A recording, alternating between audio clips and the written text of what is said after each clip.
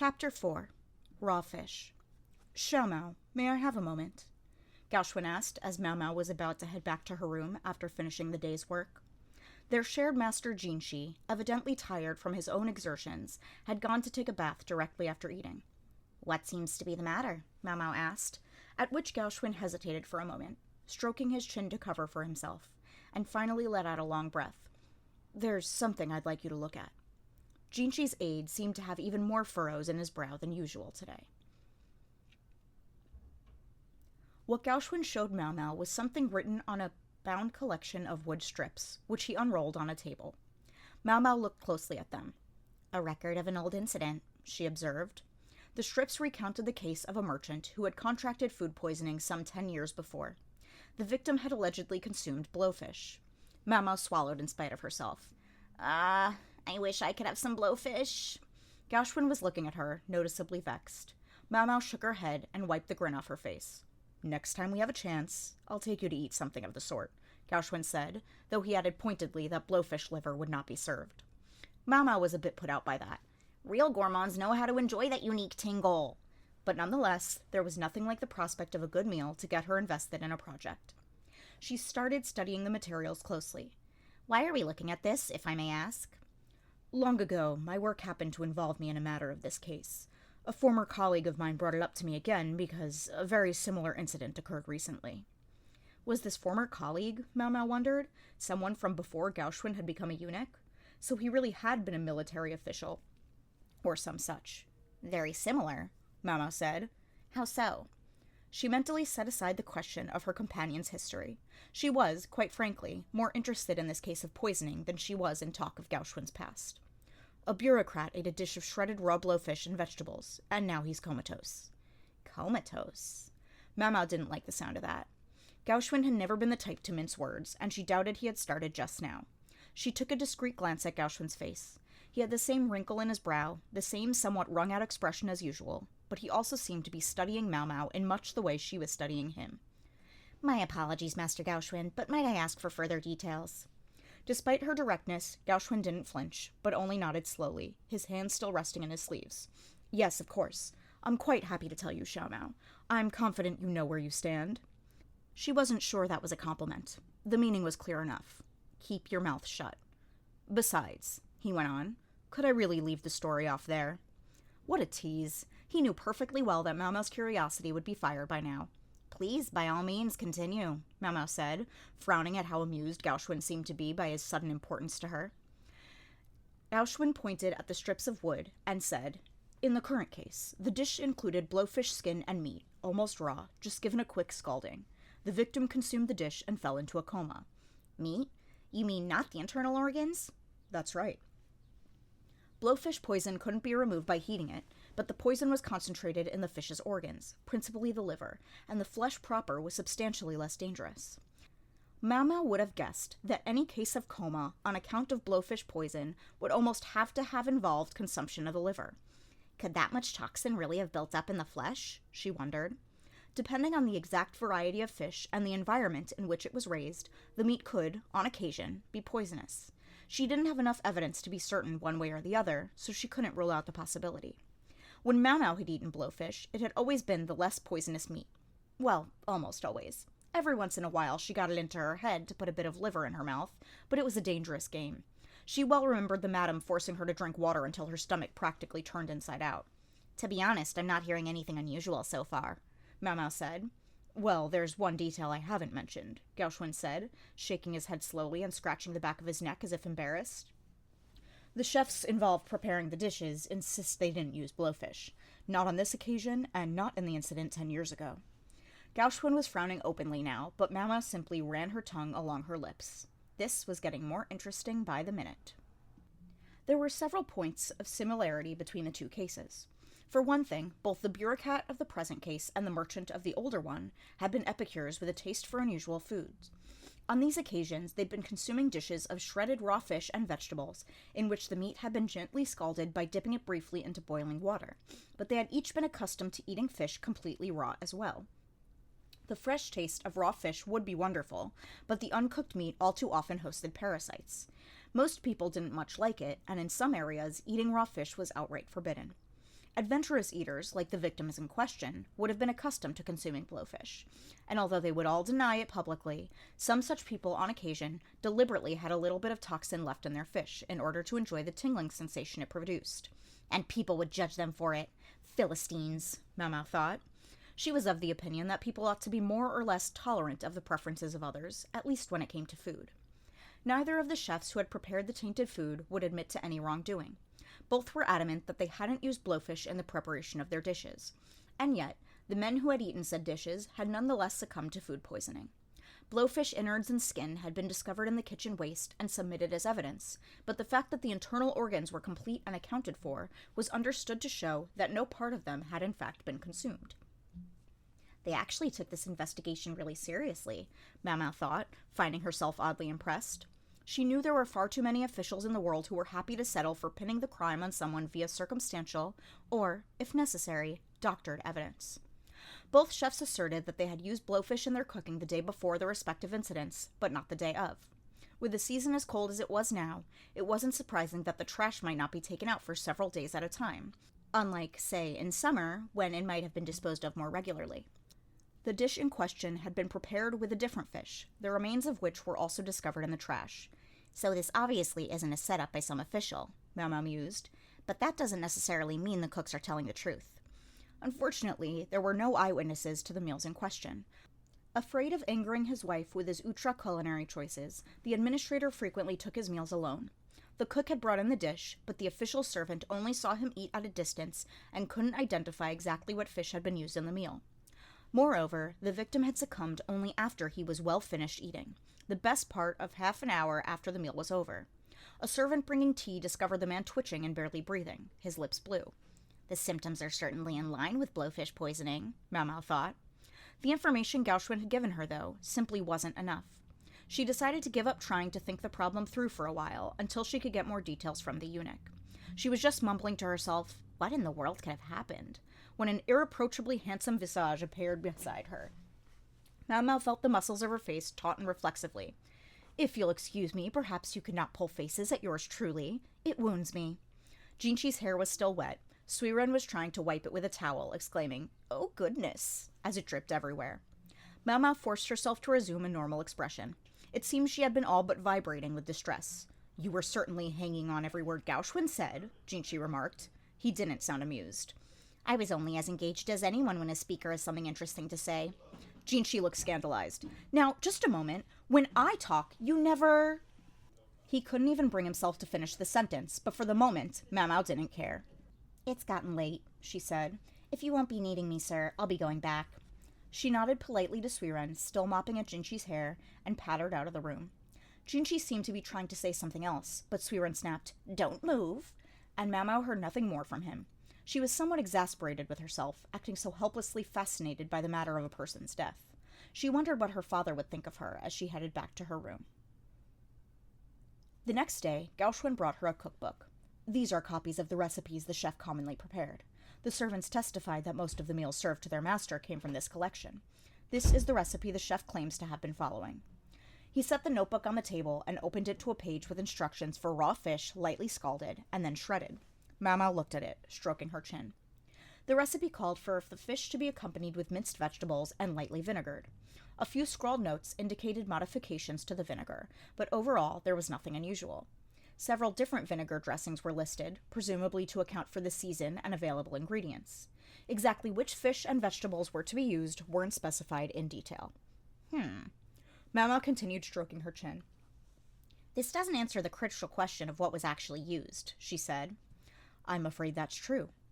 Jinchi was watching Mau with curiosity from a short distance away, although he didn't appear to be enjoying himself. He had longan fruit with him that he cracked open and ate listlessly. The dark, dry seeds emerged with each crack. Longan were like lychee, but smaller, and were normally a summer fruit. When dried, the fruit was much valued in traditional medicine. "You haven't figured it out yet?" Jinchi said, settling his elbows restlessly on the table and looking across at Mau. He clearly wanted to be part of the discussion. Gauchwin frowned, but didn't go so far as to reprimand him. "Somebody ought to give him a piece of their mind," Mau thought coolly, regarding Jinchi as she leaned uncouthly on the table. At that moment, somebody plucked the longan from Jinchi's hand. Boys who can't comport themselves like gentlemen will go without snacks, Suiren said, chuckling openly from her place just behind Jinshi.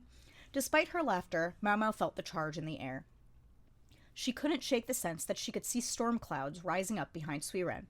Would it be strange to describe the lady-in-waiting as having the aura of a seasoned warrior?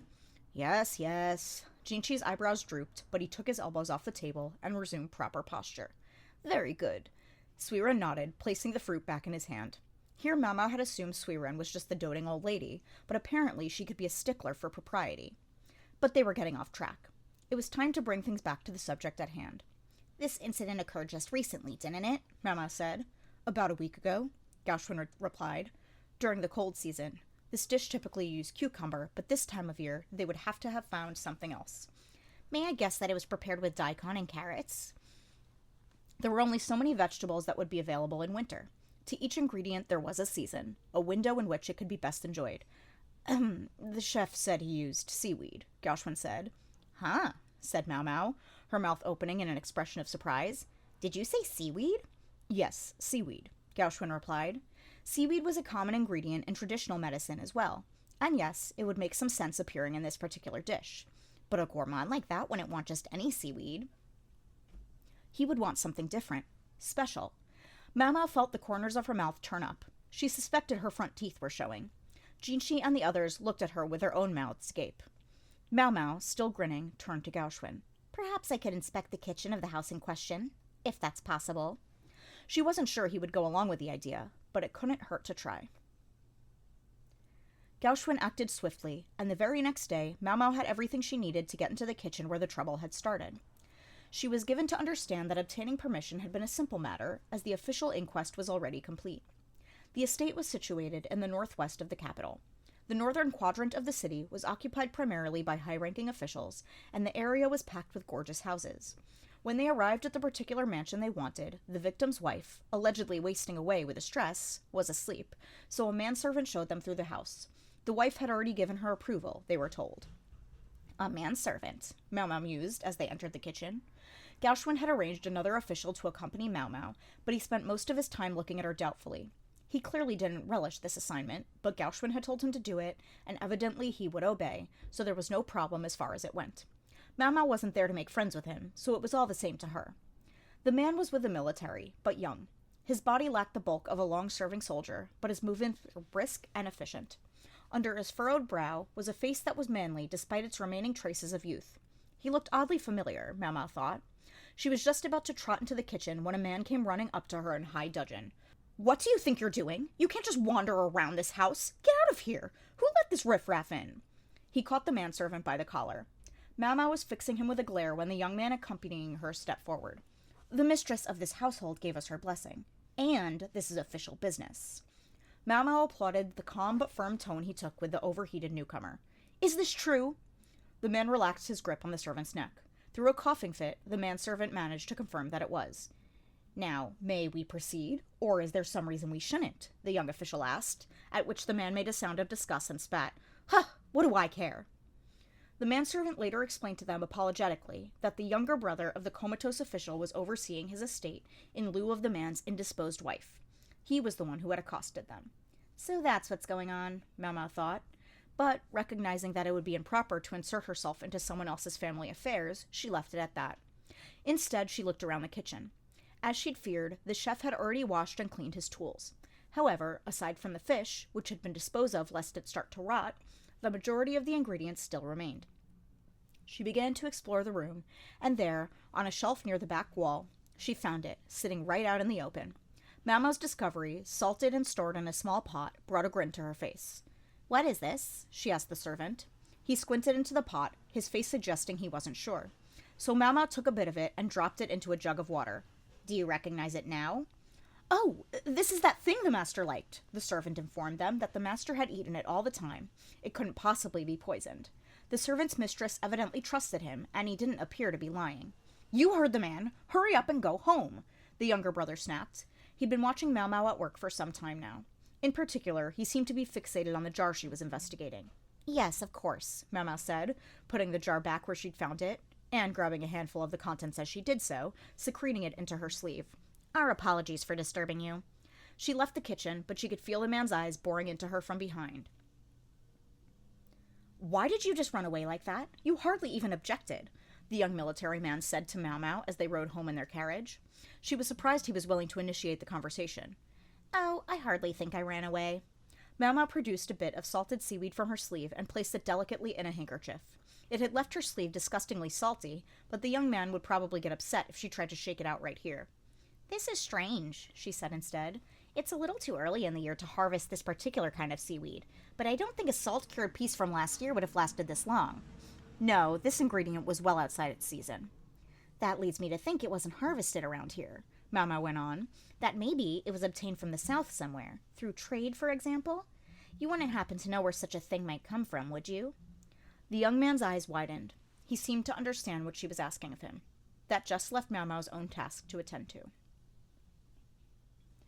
The next day, at her request, Gauchwin arranged a kitchen for her to use. It was in one of the bureaucratic offices of the outer court and included accommodations for someone to stay overnight.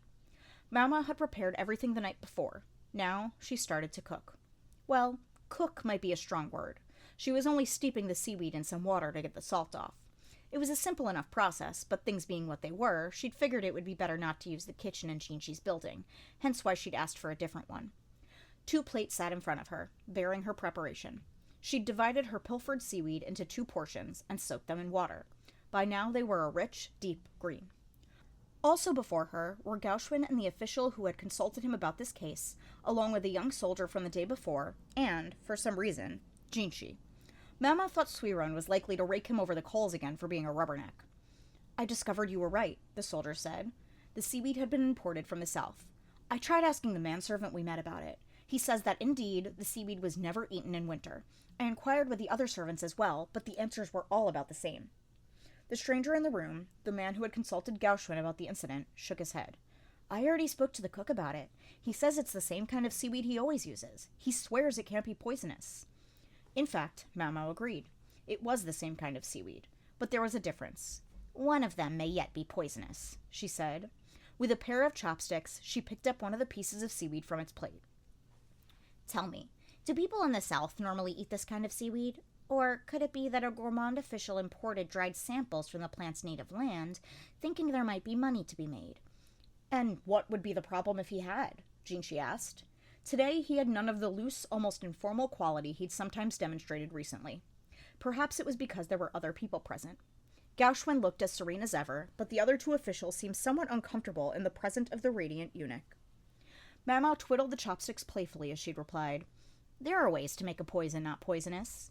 Several, in fact. Eels, for instance, were normally poisonous, but if one drained the blood and heated them enough, they became edible. To take another example, this particular kind of seaweed, Mau Mau recalled, had to be cured with quicklime. One of the 2 pieces before them was treated with quicklime, the other was not.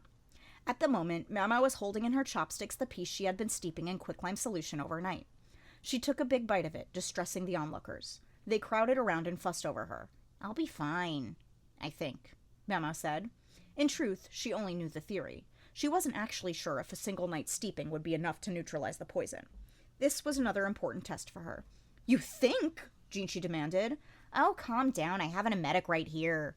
She showed them the pouch of herbal medicine hanging around her neck.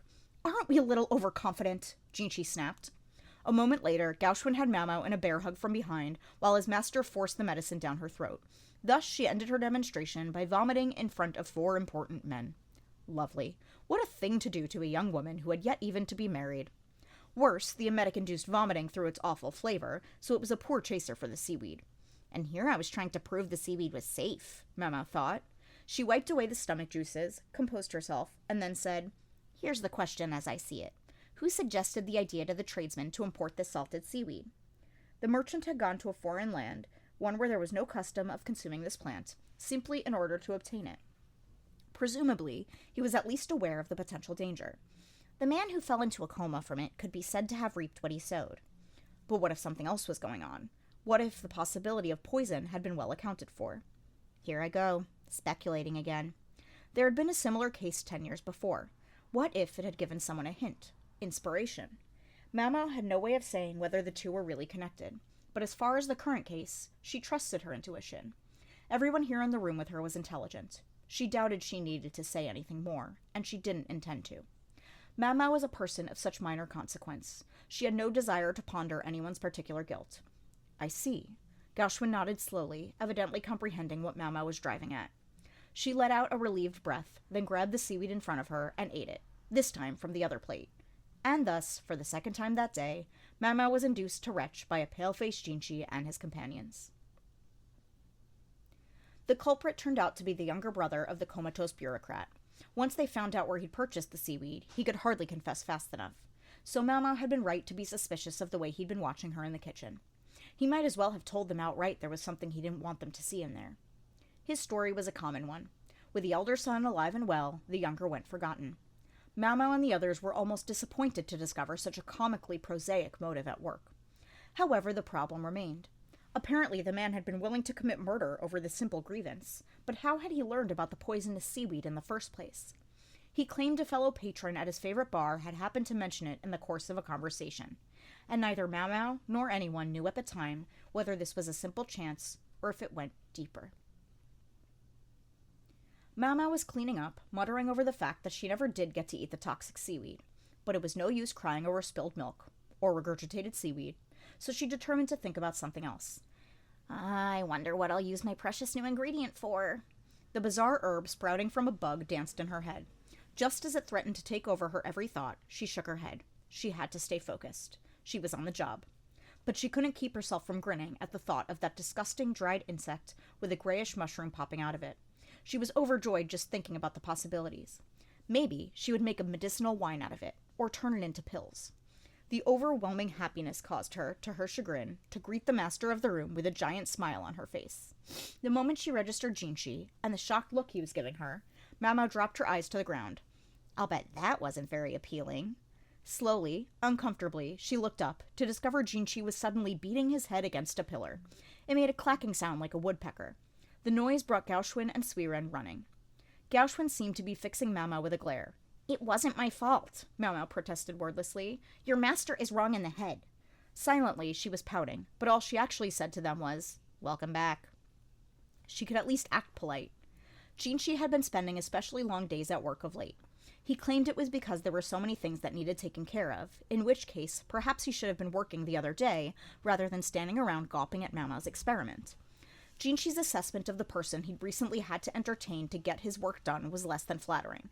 You could say we don't get along, or at the very least that there's a stark difference of opinion. Now he sighed as he accepted some fruit wine from Suiren. Everyone in the room had a well-developed tolerance for Jinchi, so it didn't affect them, but if some girl had happened to see him like this, she might have fainted on the spot. A most troublesome eunuch indeed. So there was someone out there who could successfully have a different opinion from Jinchi. That was impressive in its own right. There are some people even I can't deal with easily, Jinchi said. The person in question was evidently a high-ranking military official, a man of sharp intellect but unorthodox character. He would nitpick, bring visitors to people's offices, barge in, challenge them to a game of shogi, distract them with simple banter, and otherwise prevent paperwork from getting stamped for as long as possible. And on this occasion, Jinchi was his target. Jinchi had found himself obliged to entertain the man for a good 2 hours each day, which meant he had to make up the time later. Mau's face contorted. What old hermit would waste his time like that? Old hermit? He's only just past 40. The worst part is, he gets his work done before he comes to bother me. A 40-something, eccentric, highly ranked military officer. These particular characteristics rang a bell with Mau, but she had the distinct feeling that recalling exactly why would bring nothing good, so she decided to forget about it instead. Unfortunately, forgetting wasn't likely to make her bad feeling any less accurate. I believe the matter you were concerned with has already been approved, Jinchi said, bringing his nymph-like smile to bear on his uninvited guest. It took a genuine effort not to scowl. Hell, sure it has, but flower viewing is just so hard in the winter. Thought this would be the next best thing. Jinchi was confronted by a middle-aged man with an unshaven face and a monocle. A loiterer, if ever there was one. He wore a military uniform, but his build was more that of a civil official, and his squinted, fox-like eyes carried equal part intelligence and madness. The man's name was Lakan, and he was a military commander. In some other era, he might have been considered a sleeping dragon, a great military mind waiting to be discovered, but in this day and age, he was just another oddball. He came from a good family background, but was still unmarried at more than 40 years old. He had adopted a nephew of his to oversee his household. Lakan was interested in 3 things: go, shogi, and gossip. He would engage anyone in one of these, even if they weren't interested. As for why he had made himself such a nuisance to Jinshi recently, it was because Jinshi had taken on as a maid a young woman with a connection to the Verdigris house. The situation was simply what it was, yet it couldn't look good to society at large to take a girl from a brothel. Yes, she was nominally just his maid, but what were the people supposed to think? This rumor-loving official had run with the story of Jinshi's youthful new acquaintance until the military was thoroughly convinced that the eunuch had purchased her out of prostitution, and it was hard to say they were wrong exactly. Jinshi let the old fart's jabbering, where did he get all these stories, go in one ear and out the other as he stamped away at the papers Gauchwin had brought him. Until the moment Lakan said something rather unexpected. I used to have a friend at the Verdigris house myself, you know. Someone I was very close to. Jinshi had never known him to show any interest in things carnal. A courtesan? What was she like? He asked, his interest aroused, much to his annoyance. Lakan grinned and poured a bit of the fruit juice he'd brought with him in a glass. Reclining on a couch, he could have been relaxing in his very own room. Oh, she was a fine lady. Excellent go and shogi player. In shogi I could hold my own against her, but in go, oh, I was always losing. To defeat a military officer at a game of strategy was no mean feat, Jinshi reflected. I thought about buying out her contract. Figured I would never meet a woman so interesting again. But life doesn't always give you what you want, boyo. A couple of interested parties showed up, both very rich, and started a bidding war. Drove up the price. Goodness. Sometimes paying out a courtesan's contract will cost as much as building a small palace. In other words, the bidding war had put the woman out of Lakan's reach. But why was he telling Jinshi this? She was one odd duck, that lady. Sold her arts, but never her body. Hell, she didn't seem to think of her customers as customers. When you had tea with her, she never would act like she was serving her master, or anyone important. No, instead she'd look at you, imperious, like royalty granting an audience to the basest peasant. Now, there were those that liked that kind of treatment, and they went mad for her. I mean, listen to me. Takes one to know 'em, eh? Ah, the very thought sends a shiver down my spine. Jinshi, growing more and more uncomfortable with the conversation, tried to look away from Lakan. Gauchwin was stationed quietly in the background. His mouth was pulled into a single straight line, and he was biting his lip hard. There were a great many people in this world who shared Lakan's predilections. Jinshi wasn't sure if Lakan realized the effect he was having. In any event, his arch-eccentric went on. Ah, what I wouldn't have given to take her to bed. His leering grin betrayed no small hint of madness. I admit, in the end, I just couldn't let her go. I resorted to a bit of underhanded scheme.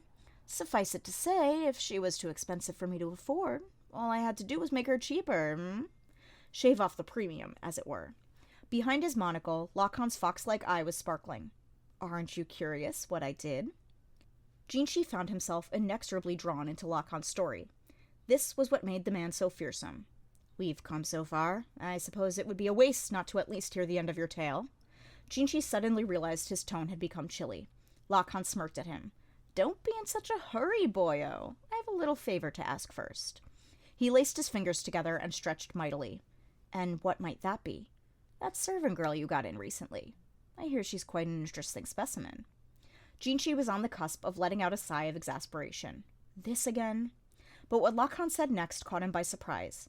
They say she has a knack for solving mysteries. Lakan didn't miss the flinch this provoked from Jinshi. I have a friend, he went on, a metalworker who used to produce pieces for the palace, but he kicked the bucket a bit back, see? He had 3 pupils, but funny enough, he didn't designate a successor. Oh? Jinshi said politely, while thinking how unusual it was for Lakan to have a craftsperson among his acquaintances.